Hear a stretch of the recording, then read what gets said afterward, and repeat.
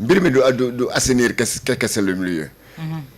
C'est aussi un problème de sécurité même pour l'État. Parce que boo xoolee il y a quelques semaines il y a sunu benn naataango bu ñu jàppoon fii Simon Faye pour ne pas le nommer. Il avait repris un article dans Média. Donc Média boo xam ni kenn xamul kan mooy directeur de publication bi kenn xamul. fan lay à partir de quelle zone lay exercer ça aussi c'est un problème. te am na ay organe de presse ñi nekk ay télé ñi nekk ay chaîne YouTube et tout ça wala même mu nekk sax des trucs sur le support de la presse écrite.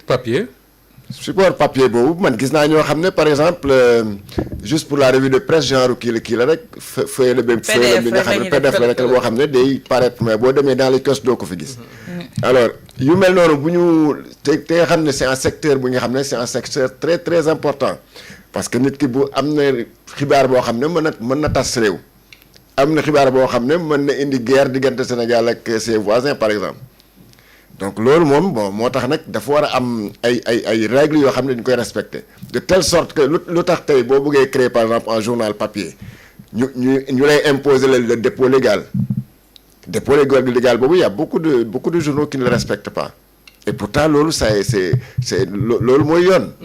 yow mënoo xëy di jaay sa journal te état bi xamul kan mooy directeur de publication bi état bi xamul ban adresse la nekk. maanaam bu ñu la soxlaa ñu mën a jël seen téléphone woo par exemple le média.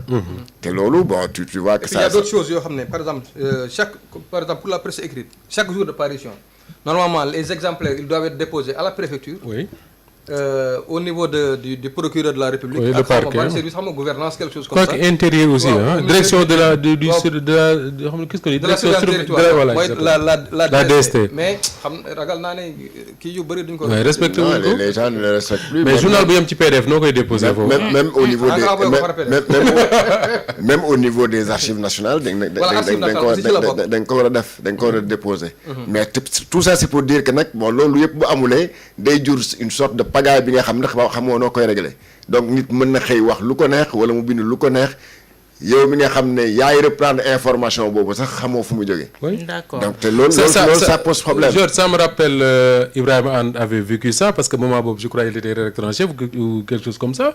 mais Walf Quotidien quand ils ont fait leur une là sur les ministres de Abdoulaye Wade. Les voyous de la République.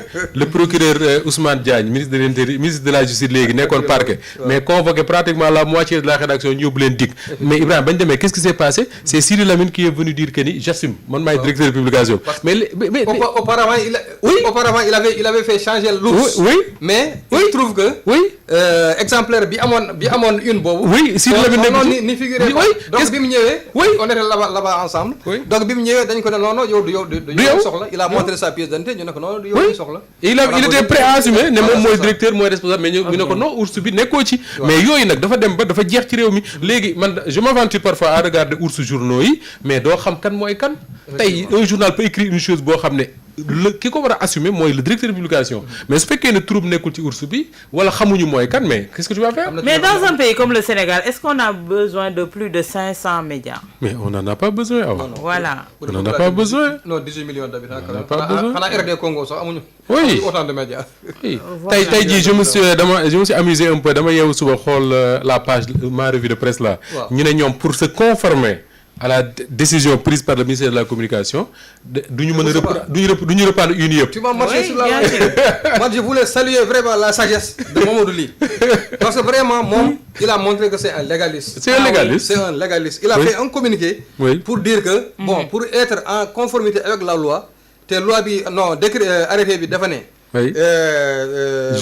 bu ñu partager les contenus de journaux yoo xam ne qui ne sont pas conformes. donc nee na moom du ko partager loolu moo tax léegi le nombre de journaux yi muy partager dafa xaw a néew.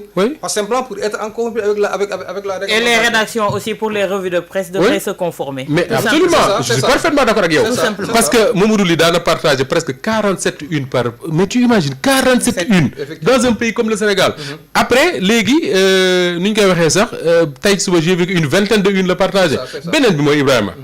man si loolu benn kilifa moom ma ko waxoon mu ne ma yéen vous de la presse vous dites que les équités vous attaquez les gouvernements sur l'équité. Par exemple, les gens dañu war a yem ci lépp mu ne comment peut-on comprendre, par exemple je donne un exemple simple de Walf Quotidien parce que Walf Quotidien laa nekk mu ne Walf Quotidien les gens de Dakar peuvent l'avoir à Dakar mais pourquoi le gars de Kédougou du warul exiger avoir le journal moom it comme ni ko le gars de Dakar di exiger te loolu lan moo koy maye mooy ñu dem ci benn milieu boo xam dañ koy assainir pour que l'État ci boppam mën a dugal son argent pour accompagner le service public mais l'État ne peut pas mettre son argent dans un milieu boo xam ne amu ci benn maîtrise je suis désolé de dire beneen bi mooy man je soutiens le combat que les confrères mènent mais awa gis nga les journalistes que nous sommes si nous voulons gagner des combats dans ce pays il faut qu'on arrête ku nekk di stigmatiser sa morom man mënuma tudd Georges Nesta Diop soo toogee tu m'attaques naan ma fii laa bokk fële laa bokk maa def lii maa def lële s'il y a un problème ñu ne mën naa ñëw bokk ci combat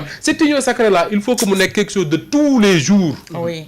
Si on veut faire face sax mënta nekk mais si on veut au moins que l'interlocuteur nous respecte il faut que ça soit un truc de tous les jours boo sentir dans le discours des journalistes nga sentir ne ñii c'est des gens solidaires mais ça n'existe pas je suis désolé.